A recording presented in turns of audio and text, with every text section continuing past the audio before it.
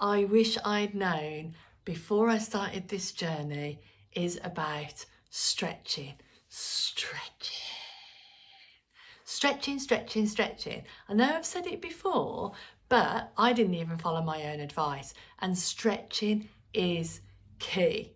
We're now on week 7 of Couch to 5K. You're a runner, you're going to be running 25 minutes each time this week. There's no gaps now in between. We're just on it now. And now it's about endurance and stamina and strength. And stretching is the key to make all of those work way better. We don't think it, but it is. What happens is we think, oh, I haven't got time, or it's boring, or it just adds more onto it. We make loads and loads of excuses as to why we can't stretch before and after every run. And there's some really short stretches. I've put some stuff in the link which will give you like a 7-minute stretch beforehand and a 7-minute stretch afterwards. But if you can incorporate stretching into your running, you will be so grateful that you took that advice. I didn't, and you're going to hear about that story on another video another time about an injury that happened to me. So please, please, please, now you're running and you're following the coach and you're 25 minutes, please incorporate your stretching. Okay, so in this video, I'm also going to give you a couple of more tips to help you on your journey. This week's runs are great runs. You're in your stride now. They're 25 minutes. You know you can do it. It's just a matter of actually doing it. So I started noticing stamina. Knowing that I could do it was almost enough to give me the confidence that, yeah, I've done 25 minutes. I did 25 minutes and I'm doing another 25 minutes. And each time you run that 25 minutes, you do feel a little bit better each time. I still had my sluggish legs feeling, but I knew that after about 500 meters, 1K, I'd be getting to the run and I knew now when to turn around. I wasn't even really thinking about the runs anymore, wasn't looking at the coach to see like when does it end. I was just doing it, listening to the coach and then turning around, running back, and job done. You also, at this stage, might start to notice the ability to speed up and slow down.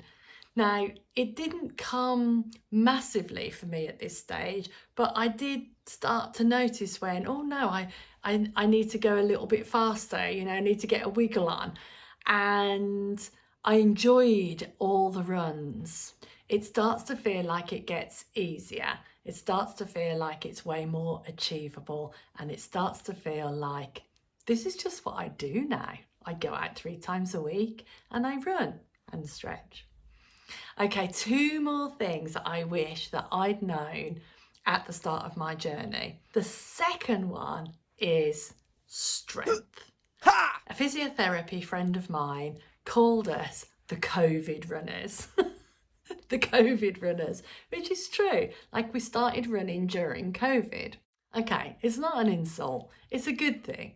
But one thing is that suddenly we all want to be outdoors, we all want to be running. And I've said to you at the beginning of this journey, just get on and get out there. Because if I'd have thought about all of these things beforehand, I probably wouldn't be out there running. But because I just got my trainers on, got my Couch to 5K app on and got out the door, I felt that that's what I needed to get me on the journey.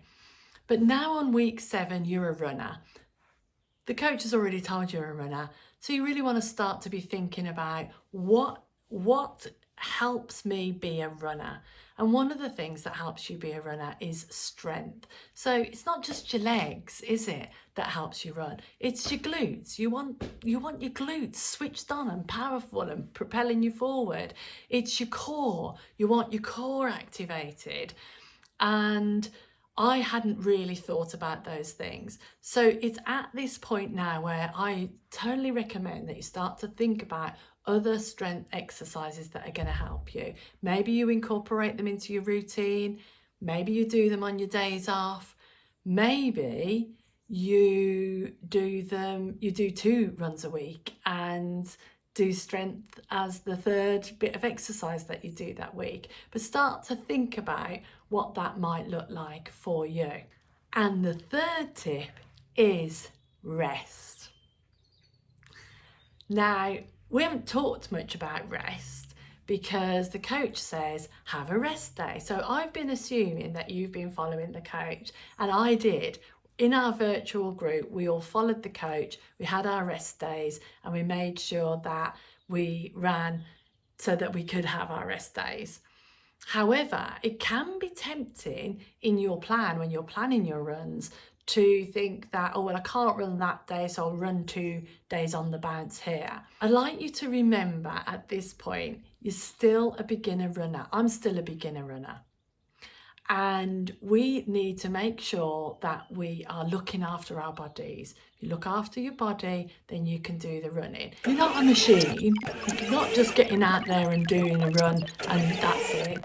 You're a person, you're a human being, and you've got to have some self-care. So that might look like having a salt bath after a run, or it might look like putting some treatment on your knees, like I use this gel treatment, which I'll put in the link below, and that really helped me. But what it definitely looks like is the rest days.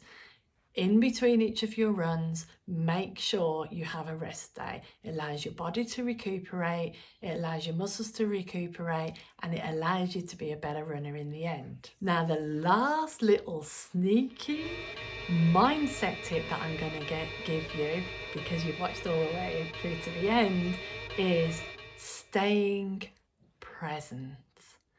Now, when I was running, some of the times I was thinking about the run, I was thinking about my work, I was thinking about the next phone call I was going to have when I got back after my run, and I wasn't present. But I can absolutely guarantee you the runs where I was present, where I was just running, I was watching nature, I was listening to my breathing, I was maybe even working on my technique, those runs were more enjoyable and they were faster.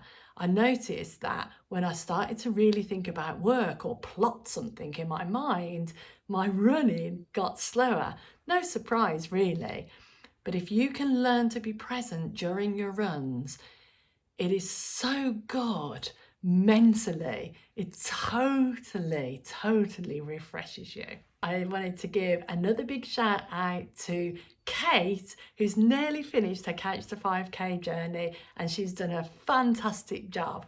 Go Kate! So that's all my tips for week 7. Have a wonderful time out there. If you're getting value and you're enjoying this video, like and subscribe. Bye, lots of love.